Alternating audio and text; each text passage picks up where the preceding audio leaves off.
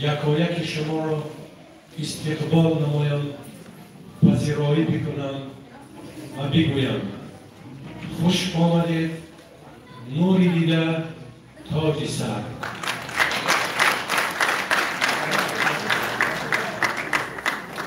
ما اهل ادب درد آلود،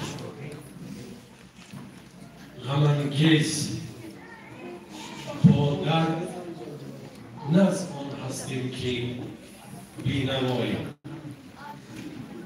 ما خود را درد آلود و غم انگیز و غبار آلود بینماییم و خاطر مردمی عادی کشور.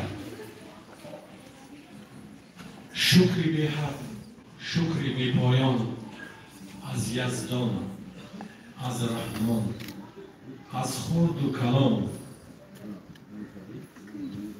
از جمع یار و دوستان. هزاران هزاران شکر.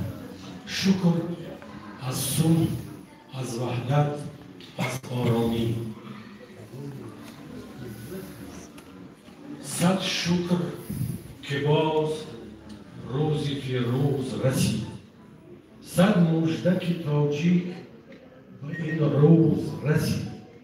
ما راهی درازی صلح را طی کردیم.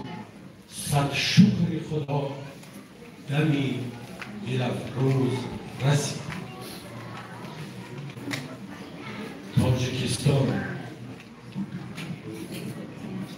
تاجیکستان سرزمینی کوهسارم،